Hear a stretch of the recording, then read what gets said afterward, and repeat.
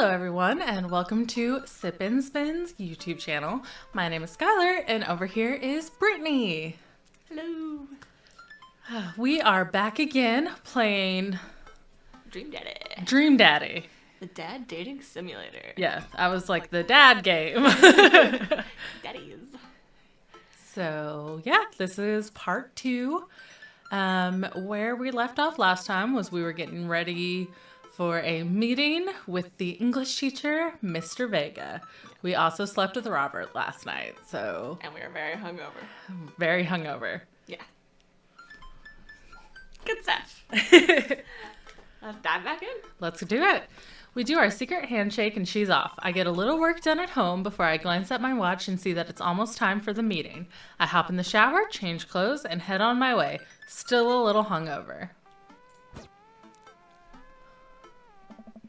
I arrive at Amanda's school and check in at the front desk. They give me a bright orange visitor sticker and send me on my way. I'm barely awake and feeling pretty haggard, but hopefully no one will notice. I check my watch and am relieved to see that I'm only 2 minutes late. Wait, was it room 103 or 108? I spot a youth standing at his locker and approach him for help. Excuse me, do you know where Mr. Vega's classroom is? The youth turns around and looks me up and down with heavily lined eyes. Come on, kid, I'm late for a meeting. Mr. Who? Mr. Vega. I don't know. Have you tried the exit? What a dick. Okay, wise guy, are you gonna help me or not? Fine. Up those stairs and to the left. Can't miss him. I head up the stairs and walk around, unable to find Mr. Vega's class anywhere. After a couple minutes of searching, I head back downstairs. That punk youth sent me on a wild goose chase. I get back to where that low-rent Gerard Way is standing, fully ready to give him a piece of my mind, when suddenly a head pops out of the classroom next to his locker. Oh. Lucian, don't you have a third period to get to? Fine, Mr. Vega. Wow! Now I'm officially 10 minutes late. I glare at him as he walks away. We're not cool. You must be Tim. This period's almost over. Would you mind waiting in the back? Okay, Mr. Vega leads me in and I take a seat in one of the comically small students' desks in the back. I might get stuck in this. Alright, where were we? Now, who can tell me about the unreliability of the narrator in J.D. Salinger's Catcher in the Rye? Yes, Colin. Colin stands up and does that thing where he blows into the crook of his elbow to make a fart noise. The whole class erupts in laughter. Alright, everybody. Very funny, Colin. Please sit down. Now, Holden Caulfield is an unreliable narrator in the sense that... The bell for the end of the period rings. All of the students immediately get up and make a break for the door. Sweet man. Remember to do the reading and answer the response questions on page 194 in your textbook. Nobody's listening. Or not, I guess. Oh, poor Mr. Same. Vega. Mr. Vega turns to me and sighs. Middle schoolers, right? Do you read The Catcher in the Rye in middle school? Because I did not. Also, this is his daughter Amanda's English teacher. She's a senior in high school. Maybe they all teach different grades? I know some schools, they're all one building. Middle and high. Oh. I guess I went to, like, elementary was Head Start through 5th. I mean, I did Middle too. school was 6th through 8th, and then high school was 9th through 12th. But I think some states are different. I don't know. Oh. Here we go. I'm just gonna figure it out. Don't you teach high schoolers? Both. You know, budget cuts. There you go. Answer that mystery. Right. Thanks so much for coming in. No problem, Mr. Vega. Please, call me Hugo. I don't know. I don't normally do these impromptu parent-teacher meetings, but as I'm sure you know, Amanda's a very bright student, and I'm concerned about her recent behavior. What's going on? I don't know. Amanda has I've never been the most engaged student, but I know she cares. Recently, though, she's been falling behind. She's not completing assignments and has been doing rather poorly on tests. I'd normally chalk this up to senioritis, but... This is strange. I thought Amanda always shared everything with me. It hadn't even crossed my mind that something might be wrong. I don't know. I just wanted to ask, is everything okay at home? We just moved. She's fine. She has a tendency to bottle things up. I feel like both the first and last option. Yeah. I guess if you just want to be, like, vague, like, oh, we just moved, maybe it's a lot, or if you just want to just tell him everything, you can be like, she bottles things up. Okay. Did you fall, sweetie? You don't have to hold her. Push her down. I don't know. What would you do? Would you just open up to a stranger? Probably. Probably. I overshare drastically. Which one do you want to do? Which one do you want to do? I feel like I pick most of the time. You pick. I mean, we can do the bottle things up. I haven't noticed anything different about her, but she always tends to put on a happy face no matter what. See if you can talk to her about it. I know she values you a great deal and would appreciate your guidance. If she keeps heading down this road... I know how important art school is to her, and I would hate to see her miss out on scholarship money that she clearly deserves. I'll make sure to talk to Amanda. Thanks for letting me know, Hugo. Hey. Anytime? On my way out, I stop, thinking for a moment. I turn to Hugo. Hey, Hugo? Yes? They ever catch that rye? Oh. Dot, dot, dot. We're back with the dot, dot, dots. We're never sleeping with Hugo after that line. No. Oh? Oh! Yes. Okay. That was a freebie, I guess. There. Jesus. I leave the classroom and make my way out of the school. I'm still a little bit in shock that Amanda was able to hide this so well from me. She's always been such a force for positivity in my life, especially after we lost her mother. Amanda must be done with classes for the day by now. I'm sure she would appreciate a ride home, and maybe I can talk to her about what's going on. I pull up to the carpool, and Amanda hops in the passenger seat. So, did you have fun gossiping about me? Mr. Vega and I actually just gossiped about our celebrity crushes. So you talked about Mario Batali the whole time? It was a very productive meeting. I'm pretty hungry. Can we grab some dinner? Sure thing. We can make something at home, or let's go to the mall food court. Food court. Maybe that's where we'll meet the last person. Does that sound good to you?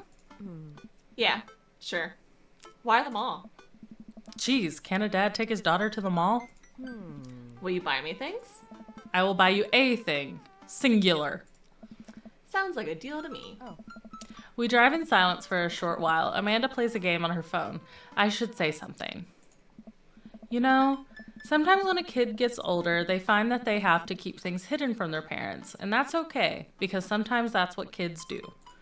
And that's okay, but also sometimes it's good to have the parents' perspective because, you know, maybe the parents have also dealt with similar situations.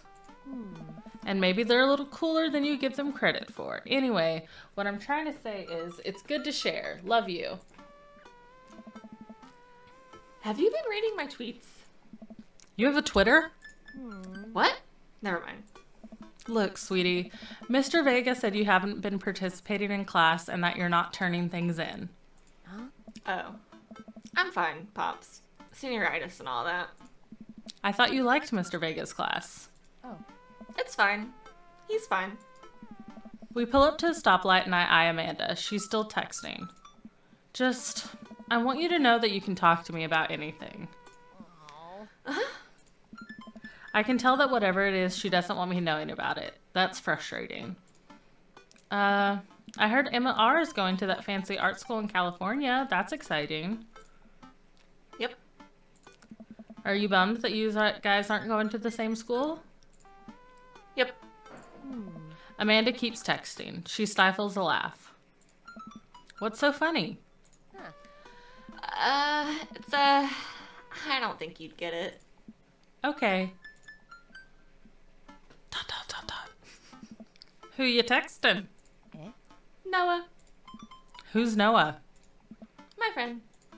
Does he go to your school? Yep. Do you like Noah? What? No. Dad. I can't believe you would... Dad. I mean, jeez. Why would you... Ugh. Gross. Sorry, just asking. Dad, he's just my friend. Guys and girls can be friends. He's my friend. Okay. Jeez. This is going well. Well, good talk. Love you, kiddo. They were so close at the beginning of the game. I know. She leans forward and turns up the radio. I guess that conversation is over. To the mall, then. Yes. Oof. We arrive at the mall, a big indoor shopping center with a couple different floors. It's kind of dead, but that doesn't stop a mall security guard from yelling at a group of loitering teens. Let's eat something disgusting for dinner. Hell yeah. Language, Missy. Heck yeah? Better. We approach the food court and evaluate our options. There's greasy restaurant after greasy restaurant. My heart burns just looking at the menus. Nobody looks happy to be here. Mood. What are you in the mood for? Bread dipped in sugar? Bread with cheese on it? Or do you just want me to inject some fat directly into your bloodstream? I extend my hand to her. Would you do me the honor of sharing some nachos? She takes my hand with a grin. It would make me the happiest, cheesiest girl alive. We order a giant pile of chips and unnaturally orange cheese from a very unenthusiastic and possibly stoned teenager. We take a seat at a rickety table and dig in. I could eat some nachos right now. I'm not gonna lie. Nachos sound really good. These are bad. These are very bad. But also strangely delicious. We have to eat through the pain. We enjoy the fluorescent cheesy goodness together until we're all out of nachos. So, something's been bothering me for a while. Can you explain memes to me? Oh, God. Can you explain memes to me? Which meme? All memes. Amanda sighs deeply and places her head in her hands. Dad. It's complicated. See, memes are inside jokes shared by a bunch of people that get less funny the more people do it. So the problem is that by the time a meme gets to you, Dad, all us youths have already done the joke to death. And what's worse than that is that movies and TV and video games will try to jump in on the meme train, but just based on how long it takes to make them, the meme will be long dead by the time it comes out. So it just dates it and it isn't funny. Oh shit, what up? Dad, please. Anyway, changing the subject. Where to now? Want to go to that goth store? What? She look goth to you? You know, the one that's all black and tries to establish itself as an anti-establishment despite being an exact representation of the establishment. I don't know what store you're talking about. You know, the one where you can buy chain wallets, and it's basically an assault on what people fought so hard against in the punk and hardcore movements of the 70s and 80s. Dude, you gotta be more specific. The one you threw up in that one time. Oh, that one! Amanda runs into the store with me trailing behind her. She makes a beeline for the back. Wonder what this is based on. I wonder. The theme. I've been to that store. Several times. There it is. You can still see the outline, kinda. Oh, I'm so proud. Speech. Amanda, Speech! All right, I'll do it if you stop chanting. Amanda stops immediately. I clear my throat. Thank you all for joining us here today to commemorate a historic movement that would forever shape history. On a day very much like today, some 5 years ago, our very own Amanda Ann Bradley had too much blue raspberry slushy on an outing to the mall. Oh. After begging her father to take her to Dead Goth and beyond to buy rainbow suspenders, she proceeded to throw up all over a display of My Chemical Romance merchandise. Her loving father then had to pay for said merchandise, which to this day remains among our possessions. Thank you. Amanda is moved. She begins clapping, slow at first, then faster and more vigorously. Several other patrons turn their heads, and one of them also starts clapping. I bow my head. Nice. Oh, hey, chain wallets. While Amanda busies herself looking at band t-shirts, I try to find something to interest myself. Not much for a dad to look at in Dead Goth and beyond. What the fuck? Peruse the band t-shirts, look at ironic mugs, or check the clearance bin for hot deals. I'm always looking at the ironic mugs. Oh, wow, this is you in the first sentence. I'm suddenly stricken by existential fear. If there's only one number one dad, then why are there so many mugs here that say that? This whole time, I thought I was the only one. If I'm not number one, where do I place on the global dad ranking charts? I have work to do. Look, this is very important to me. I overhear a stifled argument over at the cash register. An older gentleman is carrying a garment and showing it to a bored-looking cashier with pink hair. I can see that.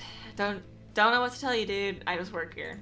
What? Listen, when I bought this online, the website said this blouse was Victorian inspired. However, when I received it, it clearly held the trademark of Edwardian dressage. Do you want a coupon? I can give you a coupon. Will you leave if I give you a coupon? Is there a manager present? People have to know what they're buying. Oh, God. I am the manager. Yes. I see. Well, it would seem that I have outstayed my welcome. Good day, shopkeep. Your superiors will receive a strongly worded letter by post. He is a vampire, right? We can all agree this dude's a vampire. Yeah, but I don't like him. I'm just saying, like, no one talks like this. No. Whatever, dude. The man whirls around and storms out, his literal coattails trailing behind him. I can't tell if they are Victorian-inspired or Edwardian in nature. Amanda trots up to me with the t-shirt in her hand. Oh boy, here it comes. Hey, Dadtron 5000. Yes, I'll buy it for you. Wow, that was easy. Thanks. At least it's only one this time. Amanda plops the shirt onto the counter and grins at the cashier. I love your hair. The cashier says nothing and rings Amanda up, radiating hatred. I hand her a 20. So what was that guy's deal? The cashier rolls her eyes so hard I'm worried she'll pull something. That's Damien. Of course it is. He's in here all the time. He's obsessed with Victorian fashion or whatever. She hands Amanda her bag, and it's clear the conversation is over. We make our way out of the store and head home to get some rest. Amanda and I sit on the couch trying to find something to watch over bowls of ice cream. Oh, cool. Log Hall Paranormal Ice Road Ghost Truckers is on. Your favorite, right? Oh, hell yes. They have to make it over the Canadian tundra before the ice road melts, but they're also hunting ghosts. This will be a show one day. Also, the trucks are haunted. Okay. This is an episode I've already seen, but it's one of the best. Callum and Flint Dogbone, the twin brother truck driving and ghost hunting duo, find themselves in the greatest peril yet. Oh no! The ghosts, they're broken. The ghost done got control of the truck. I can't steer on them there damn ice roads. I think that's just the ice. Let me use this EVP meter to try and communicate with the spirits. Flint, we're about to die. Ah, almost got it. If you listen carefully, it sounds like it's saying, you're going to die. That's because we're about to die, This is art. The episode ends and Amanda excuses herself to go and start arguments on the internet. I stay up a little longer, curious about the exploits of Callum and Flint Dogbone after their disastrous ice road accident. Afterward, I crawl into bed and get a good night's sleep. Huh, must be nice. It's sleepy. Morning, sleepyhead. 5 more minutes. You have never, ever let me have 5 more minutes, so get up. Fine. What do we do for a job? Right? We have cereal for breakfast and spend the morning putting together furniture. Amanda is much better at interpreting the tiny manuals. We're able to put together a few shelves and one desk, but I'm pretty sure it was supposed to be a bookcase. So, you excited for the cookout today? Oh, God. Oh, no. Excited to beef up my grilling skills. If there's food, I'm excited. Yeah, that one. Yeah. I am all over those terrible store-bought sugar cookies that everyone brings to parties. Yeah, those are bad. Which means there are more for me. Don't you want to meet some of the people in the neighborhood? I'll probably end up standing uncomfortably in the corner with a plate of food and hope that nobody talks to me. Hey. Mood. Dad, you're a beautiful work in progress. We will get that butterfly to emerge from the cocoon. The social butterfly. Well, we better start getting ready. We definitely don't want to be late. What? No, we have to be fashionably late. Who shows up to a cookout on time? You know what? We're going early, just because you said that. I head out the door and Amanda reluctantly follows. We walk across the street to Joseph's house with a store-bought veggie plate. I'm a terrible cook if it doesn't involve a grill. That's a dad. That's a dad. I guess we're not as early as we thought we were. Joseph's backyard is already packed with people, and the smell of hot dogs wafts through the air. Small children run up through a sprinkler, and adults chat in small clusters. I set our veggie plate down on a table next to 2 other veggie plates. Huh. Hey, there's Joseph. Oh, no. I wave to get his attention. The moment he sees us, he jogs over, arms open wide. Welcome! I'm so glad you 2 are here. And you brought veggies. Oh. Let me introduce you to my family. Oh, please don't. Kids, come on over here. This is Chris, my eldest. Hi. This is This is Christian and Christy. They're twins. Oh, no. They stare I don't creepily like and these. say nothing. They stare creepily and say nothing. Then, of course, there's our youngest, Krish. Wait, where's Krish? Maybe Mary... Oh, shit! Okay. Maybe Mary put him in his crib. Oh no! It's the woman from the bar the other night. What is she doing here? Well, they're married. That's his wife. And they have creepy kids. Of course they fucking Creepy do. ass kids. God, she has dead eyes. He's a creep. Oh, and how could I forget my lovely wife, Mary? Hey. Joseph pecks her on the cheek. She smiles. Ah, Mary, sweetheart. Did you put Krish to bed? I'll have to go look for him. Oh. What? You'll have to... Joseph takes a moment and regains his composure. Mary, this is our new neighbor, Tim, and his daughter, Amanda. I'd shake your hand, but I have a glass of wine that I need to tend to. Well, can't blame her for that. I love her. Amanda, make better decisions, honey. Make better choices. Nice to meet you, Mary, for the first time ever. Charmed. Well, I have to go over there now. Mary leaves. Oh God, this is so awkward.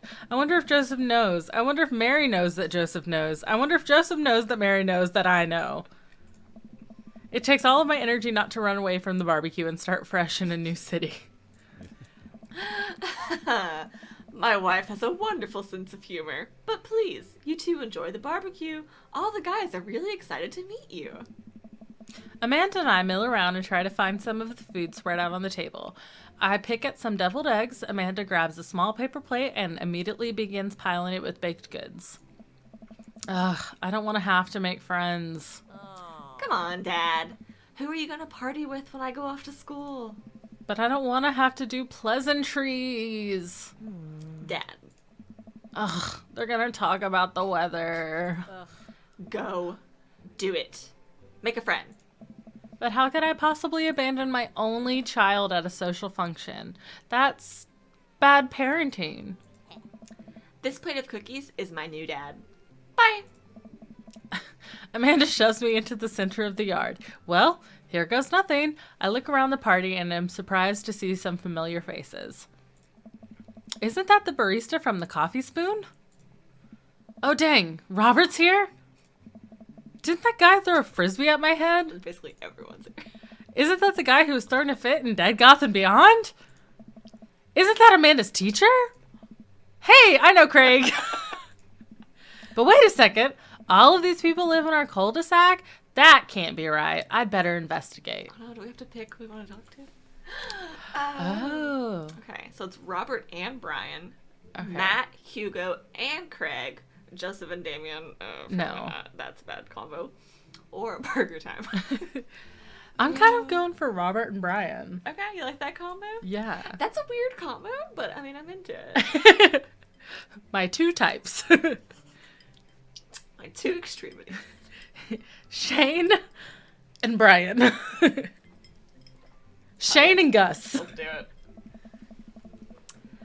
I walk over to Robert and Brian, who are chatting over drinks, determined not to be weird about what happened that night. I hope Robert feels the same. Hey, guys. Tim! How the heck are ya? Settling into the neighborhood all right? Oh, you betcha. Got the living room in order, at least. Why'd you go very northern?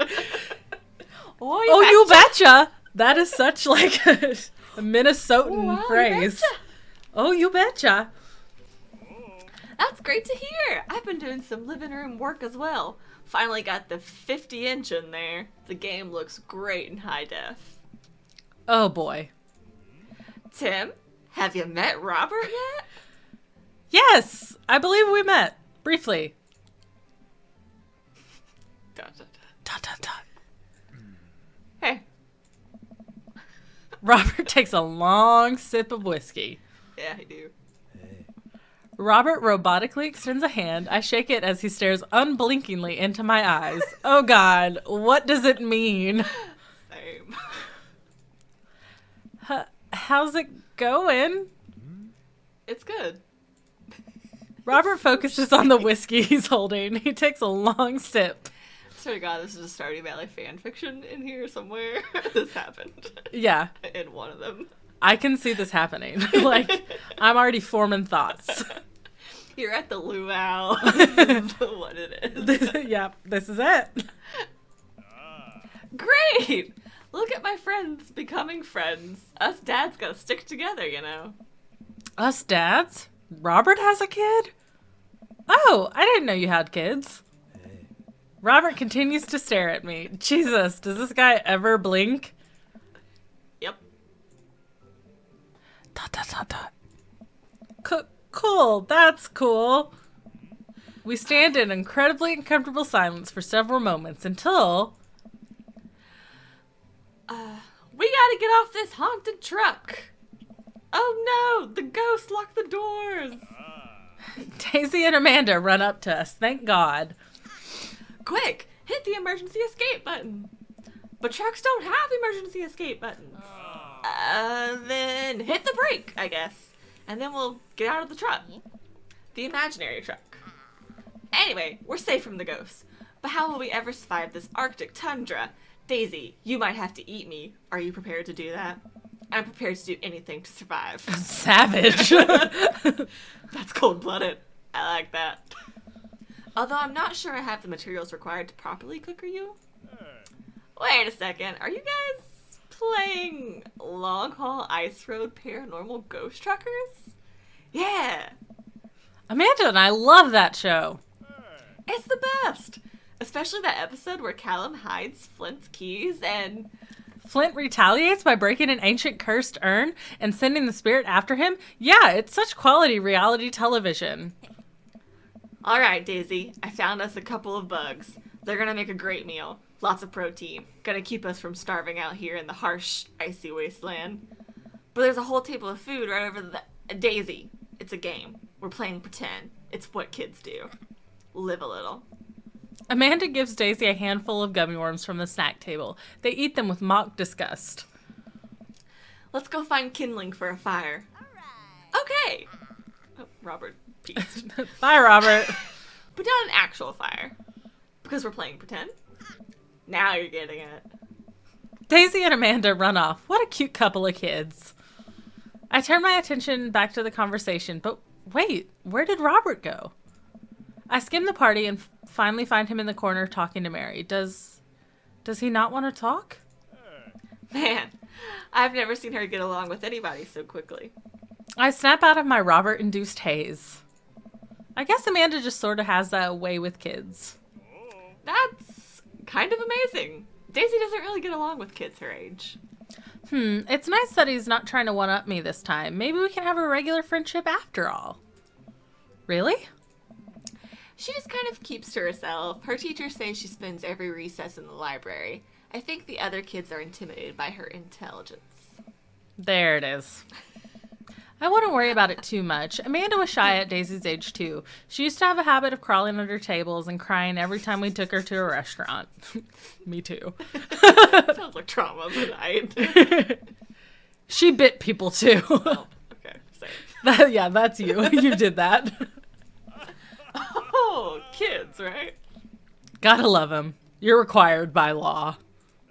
Well, since they're getting along so well, maybe we should try to put together a little play date for them. Yeah, that'd be nice. Like teenagers. Yeah, I know. Well, I don't want to take up too much of your time. Go meet some of the other fellas. No, I really don't care. I just want to keep talking to you, Brian. Well, out of those, I think the Matt, soft Hugo, one. and Craig. Yeah. Okay. Oh. Oh. God. That's going to be a lot of talking for me. Okay, Matt and Hugo seem to be embroiled in an intense discussion. Craig looks on, smiling politely. Me too. Head empty, no thoughts. Craig. Oh, Craig, sweet boy, there's not a thought behind those eyes, is there? I walk over to say hello. Well, I don't think it's fair to try and compare two art movements Oh, like no wonder that. he's like... Periods in art only exist because they're a unique byproduct of the social and political climate of a time and place.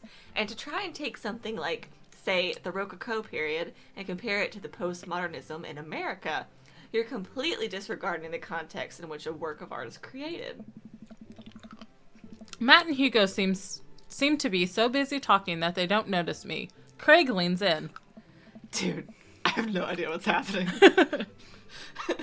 Talk to Craig or listen in. Let's talk to Craig. He needs some company. He's our bro. I turn my attention to Craig, who seems a little more attentive to my existence. How'd resistance training go the other day?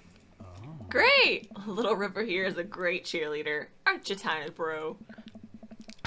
Craig grabs River's arms and waves them around. You can do it, Dad. I'm so proud of you. I'm sorry for pooping on you. She must be a handful at that age. Oh, they always are. Hey. But it's so worth it. Craig grabs River's arms again and waves them around. Also, I'm sorry for throwing up on you, Dad. How you settling in? Almost done. The new place is perfect. I never get too comfortable. Almost done. There's still a few odds and ends to take care of before I can really call myself settled, but I think we can upgrade the situation to livable. Nice. We did livable throughout the entirety of college. Yeah, my goal was for Amanda to live that sort of life that didn't involve eating spoonfuls of ranch dressing as a palate cleanser between different types of pizza. She still does, though. Hey, she takes after her dad. Tim, how are you liking the neighborhood? It's pretty nice. Everyone's been super friendly. Seems like your daughter is fitting in just fine. Matt points across the yard to where Amanda, Daisy, and another young girl are playing. They're all sitting cross-legged in the grass, picking weeds and weaving them into little flower crowns. Aww. cute. It's pretty adorable. The girl I don't know... the girl I don't recognize jogs over to us. What is it, sweetheart? Oh, she's so cute. She's adorable. It's a flower crown. I thought you'd look cute in it. Well, there's only one way to find out. Matt takes the flower crown and places it on top of his head. Yes. Am I cool now? I was like, I hope we get to see Matt in a flower crown. The girl stares at him, thinking it over. No, but you're slightly less uncool than you were before you put it on. Hey, Tim, this is my daughter. Hello. I'm Carmencita? Amanda comes over with Daisy in tow. Dad, look, I'm making friends. Yeah. Are you making friends? You better be making friends. Yeah, actually, Amanda, you remember the cool barista from the coffee shop and my old college friend and your teacher? Oh, hi, Mr. Vega. I didn't realize we were neighbors. Yes. Yep. You still gonna get me that overdue term paper? Great seeing you. Amanda finger guns her way out of the conversation like a champ. Same. What?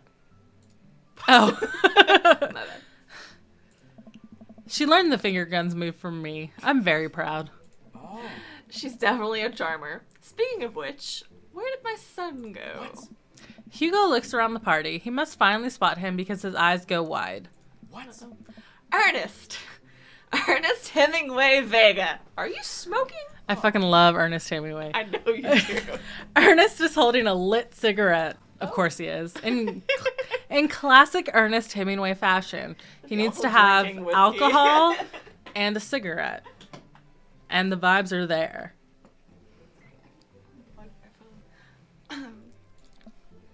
Nope. I see Ernest across the way. He casually takes a long drag of his cigarette and then flicks it into a gutter. Unbelievable. Excuse me. Hugo marches over to Ernest and I turn my attention to Matt and Craig. Shit, I've been watching the show, my guy. Yeah, right? Kids, right? Man, I do not envy Hugo. The last barbecue we had, Ernest tried to shove a sparkler down Joseph's pants, nearly burned down half the yard. Deserved. And the barbecue we had before that, he actually burned down half the yard. And then it spread onto my lawn and burned down half of my yard too. Did not deserve. Hugo walks back over to us, practically dragging Ernest behind him. Little troublemaker. Hey everybody, sorry about that. Tim, this is my son, Ernest. Hello. Ernest looks away sulking, his hands shoved deep in his pockets. Dot, dot, dot, dot. Hugo nudges him impatiently. Hey. Nice to meet you, Ernest. What grade are you in? Does it matter? Oh. Ernest. Okay, I'm in 8th grade. God, are you happy now? I'm sure you were just dying to know. Yeah. Good for you. Can I go now? I'm tired of talking to old dudes who blame my generation for the failing economy. Oh, ouch. He's not wrong, though. Ernest! Oh yeah, because I'm totally embarrassing you. Ernest puts earbuds in and storms off to stand in the corner. Well, that was certainly something. He seems nice. Hugo puts his head in his hands and sighs. Sorry. Oh. I'm so sorry. He's having a really rough time. As much as I want to be the cool dad, I have to be the authoritarian dad, and he clearly resents me for it. Oh. I mean, I think as a dad and a teacher, that's about as authoritarian as you can get. Honestly, are any of us cool dads? Is it even possible to be a cool dad? What? I'm cool as a cucumber. No one who's cool says that. See? That right there. You can't say that. My kids think I'm cool. Your kid's a baby. But for how long, Craig? How long do we get to be the cool dads? I don't know. I think we just have to accept the fact that as dads, we've become the machine we once raged against and accept our fate to unironically wear socks with sandals. Your kids may think you're cool now, but the moment they hit puberty, you're doomed. Amanda's 18 and she still thinks I'm cool. I yell across the yard to my daughter. Oh no.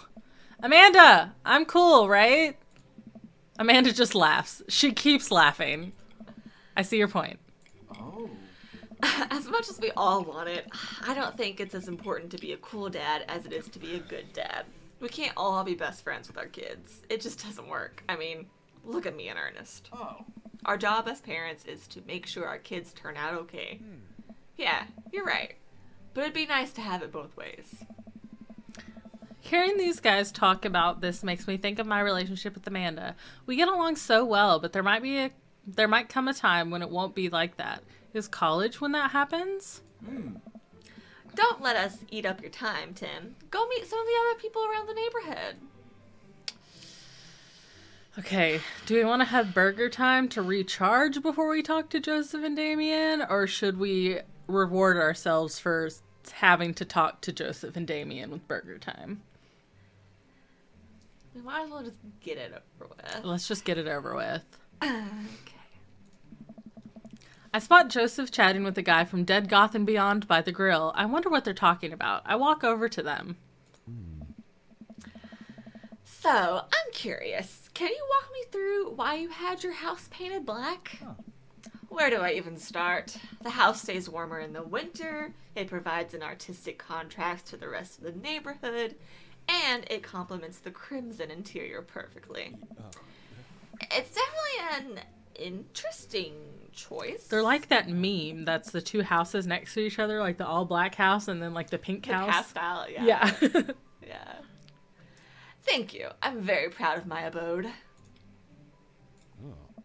Tim, I was just having a conversation with Damien here about his aesthetic design decisions. Damien regards me up and down with a warm but critical eye. How do you do? I don't believe I've had the pleasure. I think I saw you in Dead Goth and Beyond the other day. Damien's face turns bright red. I must apologize for my behavior on that on that day. You see, I take the goth lifestyle very...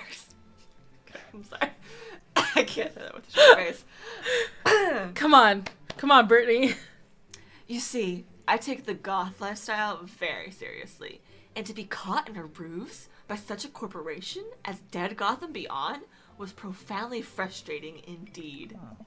I hope you know that while my anger may have been justified, it was no such way for a gentleman to act. It's okay, man. Do tell me about yourself. Are you new to the area?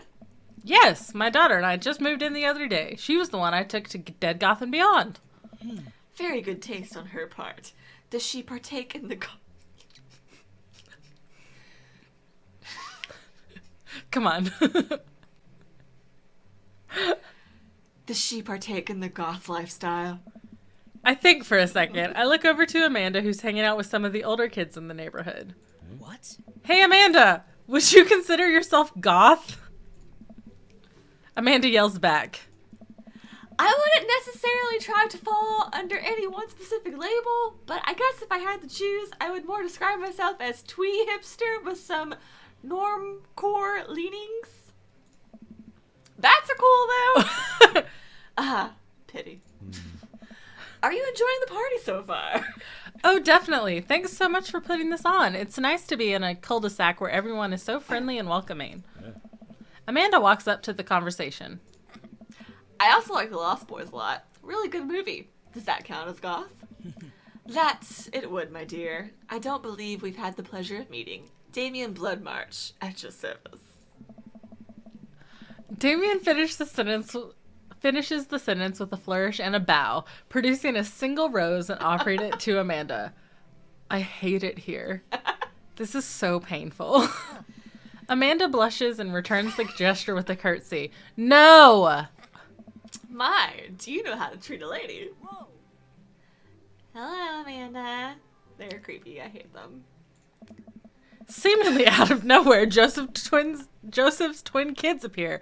Are they speaking in unison? Hey! Won't you come play with us? No, absolutely fucking not. Get out of there. Come play with us. Forever.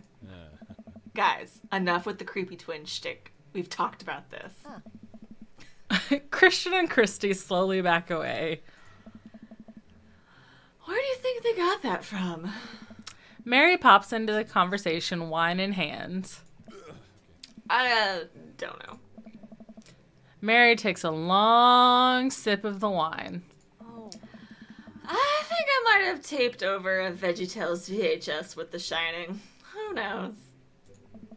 She takes another sip of her wine. Where's Krish? Wasn't he with you? You had him a moment ago. He's probably stuffing dirt in his mouth. He'll be alright. Toddlers are pretty resilient. Mary tips her glass to me. Ain't my first time to the rodeo. It's my fourth. I've squeezed 4 little... Sweetheart, would you do me a favor and please find Krish? That would be great. Oh. I'm sure he's fine. Yeah. Mary. Okay, jeez. Mary finishes her wine and wanders off. Of course. Right. Yeah, that checks Dad. out. Can we go now? Lucian. Have I introduced you to Tim yet? Hey, it's that punk from Amanda's school. I remember you. Whatever. That's no way for a young man to speak to his elders. Be polite. Lucian bows. Whatever, sir.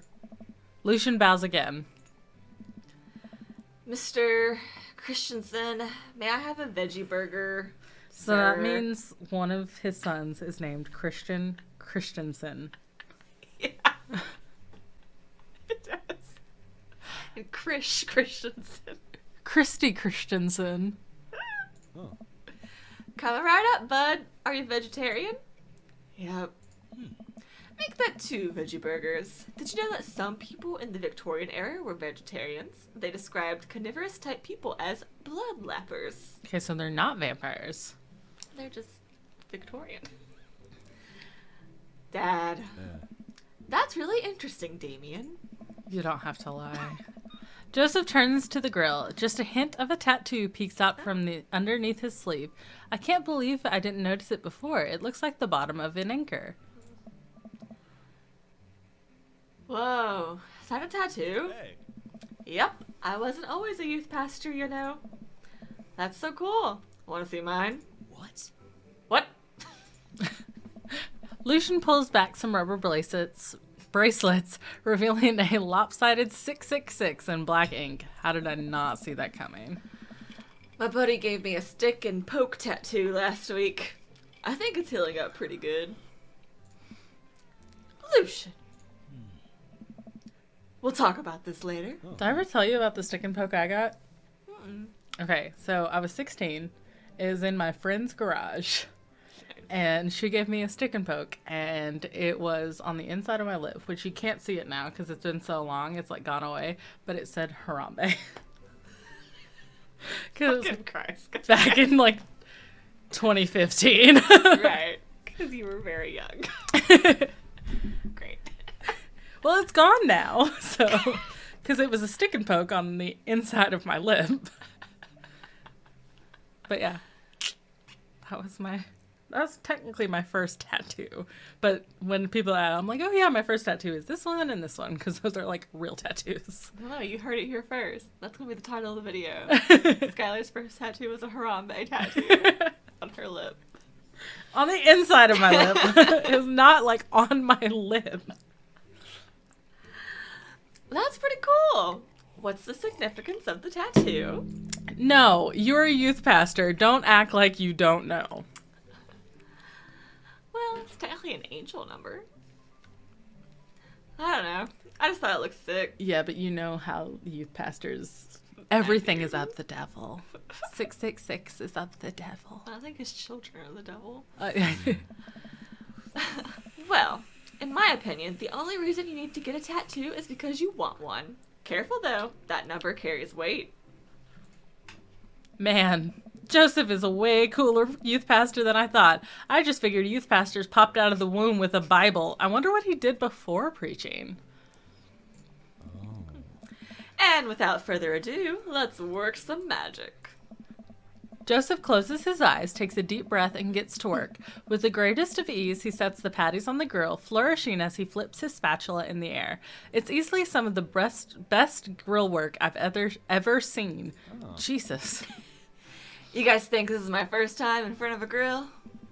He's working faster now, effortlessly tossing cheese onto patties and perfectly grilling onions on the side. One after another, the dads take notice and crowd around Joseph to admire his masterful technique.